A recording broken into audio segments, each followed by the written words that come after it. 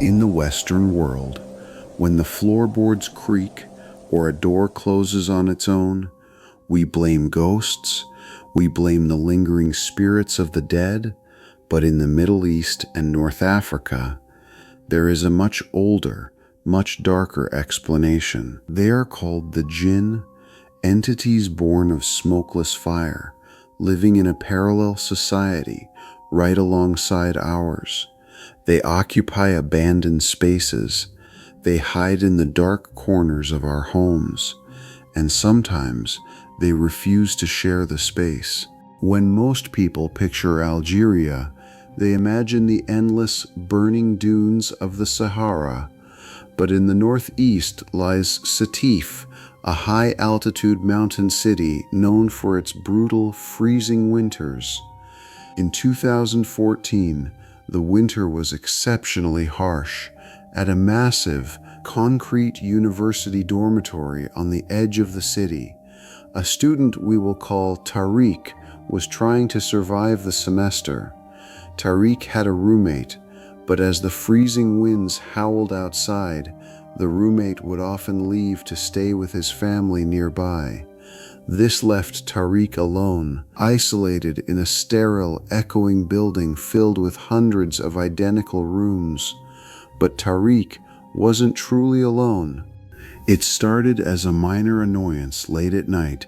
Just as Tariq would drift off to sleep, a horrendous noise would erupt from the room directly above him. It wasn't footsteps. It was the heavy scraping sound of industrial metal beds and wooden desks being dragged across a concrete floor. It sounded like someone was aggressively rearranging heavy furniture or frantically cleaning, and it didn't stop. It would go on for hours, late into the freezing night, stopping only when the sun came up. Tariq assumed he simply had a terribly rude, nocturnal upstairs neighbor. One afternoon, exhausted and sleep-deprived, he marched up the stairs to confront the student, but when he found the room directly above he found nothing. The room was essentially vacant, assigned to a student who only ever showed up briefly during the day. No one was living there at night. So what was dragging the beds? The breaking point came a few nights later. At exactly 3:30 a.m., the deafening scrape of metal on concrete began again. Tariq snapped. Fueled by anger and exhaustion, he threw off his blankets. He was going to find out exactly who or what was in that room. He opened his door. The long dormitory corridor was pitch black. The lights had been shut off. Not wanting to alert whoever was upstairs, Tariq didn't turn on the hallway lights. He walked in total darkness toward the stairwell, his eyes barely adjusted to the gloom. The building was dead silent. The only sound was his own breathing and the soft thud of his slippers on the cold tiles. He reached the stairs. He took the first step up into the pitch-black stairwell, and then the darkness screamed back right in front of his face, inches from his nose. A massive, vicious dog erupted into a deafening, aggressive bark. Tariq froze. The sound vibrated in his chest. It was a terrifying, guttural roar of an animal ready to tear him apart. Tariq froze, his blood turning to ice. He stared into the dark. There was no dog. He hadn't heard claws on the concrete. He hadn't heard a dog breathing. There was nothing there, only the invisible, paralyzing bark hanging in the freezing air. Terrified beyond rational thought, Tariq backed away, ran to his room, locked the door, and hid beneath his blankets until morning. After that night, the entity stopped hiding upstairs. It moved closer. A few nights later, lying paralyzed in the dark, Tariq heard a new sound, the slow, deliberate squeak of his own door handle turning. Someone or something was trying to walk right into his room. When he investigated the next day, the hallway was empty.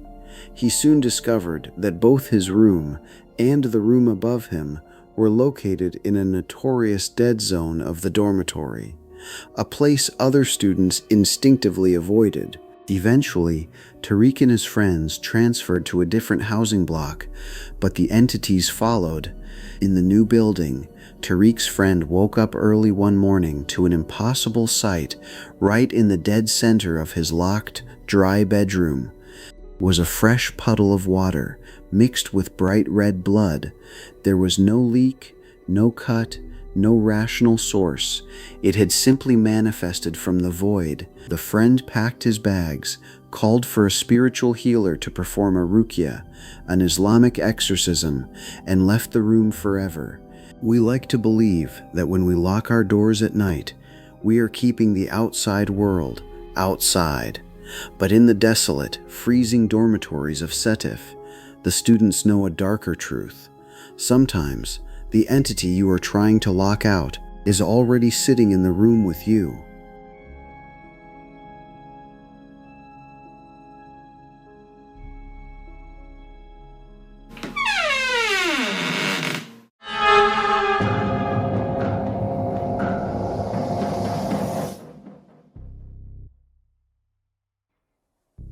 While the entities of the freezing mountains thrive in total isolation, the spirits of the dense, ancient cities of North Africa hide in plain sight. They fester in the forgotten corners of crowded neighborhoods, and sometimes they wait right next door. In 2018, a 22-year-old university student named Zaid desperately needed cheap housing in a sprawling, overpopulated district. He signed a lease for a small, damp apartment on the third floor of a decaying concrete building. The elderly caretaker handed Zaid the key to apartment 12, but as Zaid walked up the dimly lit stairwell, he noticed something unsettling about the door right next to his apartment 13. It was painted pitch black, and wrapped tightly around the handle was a thick, rusted steel chain secured with a heavy padlock. It didn't look like it was chained to keep people out. It looked like it was chained to keep something in. When Zaid asked about it, the old caretaker didn't look up. He just muttered a single warning: "Whatever you hear at night, ignore it." The first few days were quiet, but the silence didn't last. At exactly 3 a.m. on a Tuesday, Zaid was jolted awake by a sound coming from the shared wall, a slow, deliberate scratching. Then came the knocks. Tap, tap, tap. Through the concrete, he heard the faint, distorted voice of a woman. It sounded wet, as if she were speaking from underwater. He couldn't make out the words, just a desperate, gurgling whisper. The next morning, Zaid angrily confronted the caretaker, demanding to know who was living in the chained apartment. The old man lit a cigarette, his hands shaking slightly. "No one lives there," he replied softly. "The last person who moved in never moved out." The psychological torment escalated. The scratching turned into violent thuds. The watery whispers turned into muffled weeping that seemed to come from inside Zaid's own pillows. Then came the night of the citywide blackout. Plunged into total darkness, Zaid opened his front door to get a signal on his phone. He froze. The rusted chain on apartment 13 was broken. The black door was slightly ajar. From the cracked opening, a sickening smell of rot flooded the hallway, accompanied by a clear, distinct woman's voice. "Help me." Terrified, Zaid slammed his door shut and locked it. Minutes later, the heavy pounding began on his own door. Tap, tap, tap. Then the voice called out his name, a name he had never told anyone in the building. The pounding became a violent frenzy, shaking the door frames, before abruptly stopping. In the morning, Zaid found 3 long, deep gouges carved directly into the exterior wood of his door. What happened next was reconstructed entirely from an audio recording found on Zaid's smartphone.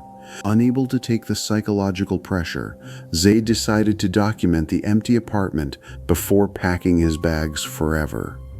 On the recording, you can hear his shaky breathing. You hear him pushing the black door open. The audio captures his footsteps entering a dark, dust-covered living room. Then, Zaid's voice trembles as he reads what is written on the wall, dozens of names painted in dark red. And at the very bottom, still dripping wet, was his own name. Suddenly, the recording captures the violent slam of the heavy black door shutting behind him. Then, the sound of bones popping. Zaid screams. He screams that a skeletal, unnaturally tall woman with elongated arms is crawling out of the dark corner. The audio descends into pure chaos, the frantic unlocking of a door, the desperate sprinting down the stairs, and the wet, rapid crawling sound of something pursuing him right on his heels.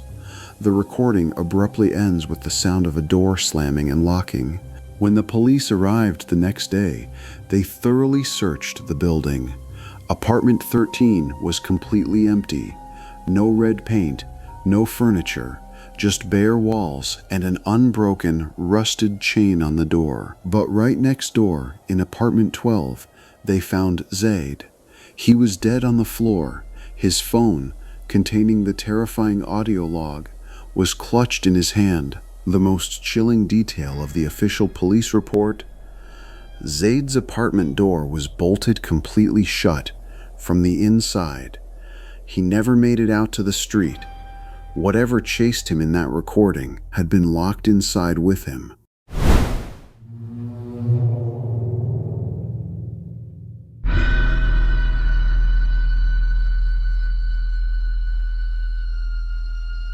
We have seen the horror of the freezing mountains. We have witnessed the claustrophobia of the ancient cities. But there is a third kind of terror. It does not hide in a room or under a floorboard. It waits out in the open, in the absolute, suffocating emptiness of the Great Sahara. Deep within the heart of the Great Sahara, the transcontinental highways stretch out like black ribbons across an endless ocean of sand. At night, there are no streetlights, no towns, just a crushing, absolute darkness that swallows your headlights. In August of 2021, a commercial freight driver named Kareem was making an overnight run through a particularly desolate stretch of this void. It was 2:15 a.m. The radio had long since faded into a low, static hum. The only thing keeping Kareem awake was the hypnotic white line flashing beneath his tires. And then the headlights caught something, standing perfectly still on the gravel shoulder. Miles away from any civilization was a figure. It was a man, dressed in a traditional, dust-covered heavy coat, his face completely obscured by a long, wrapped scarf. He wasn't waving his arms. He wasn't signaling for help.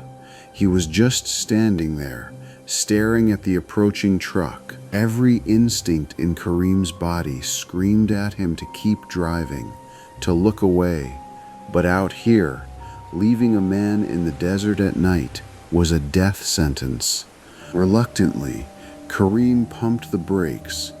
The heavy truck hissed to a halt, kicking up a cloud of red dust.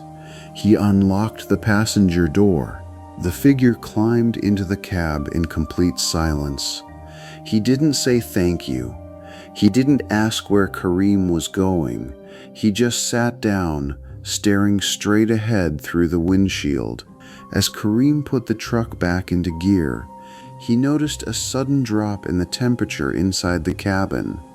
A strange, heavy odor began to fill the small space.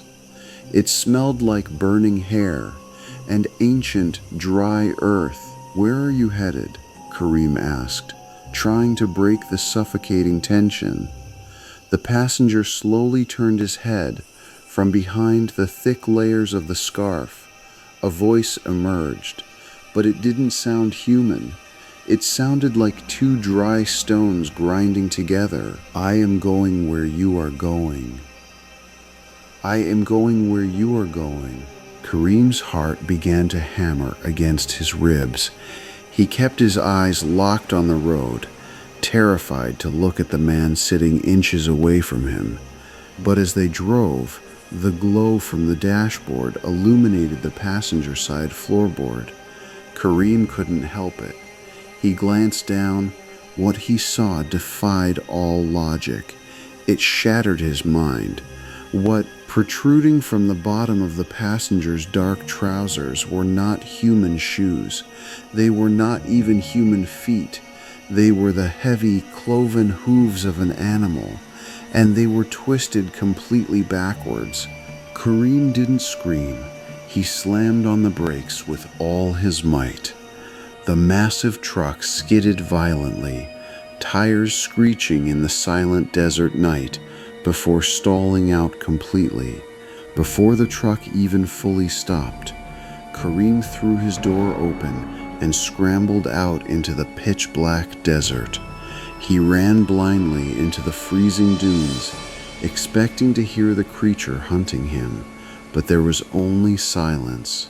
The next morning, a Border Patrol unit found Kareem wandering 10 miles off the road, severely dehydrated and unable to speak. When they located his abandoned truck, they found the engine cold. The keys were still in the ignition. The passenger side was covered in a thick layer of gray, foul-smelling ash. And just like the apartment in the city, both doors of the truck were locked from the inside. From the freezing peaks, to the decaying cities, to the endless void of the desert, the unseen world is vast, and it is always watching. Sleep well tonight. And if you are driving alone, don't look at the passenger seat. If you survived this journey into the unseen, make sure to leave a like and subscribe to DreadVerse. Hit the notification bell if you dare to know when the next case file is opened. Have you ever experienced something you couldn't explain? A sound in an empty room? A shadow in the desert? Share your encounters in the comments below. We read every single one. Until next time, stay safe and remember, the dark is never truly empty. Thank you for watching.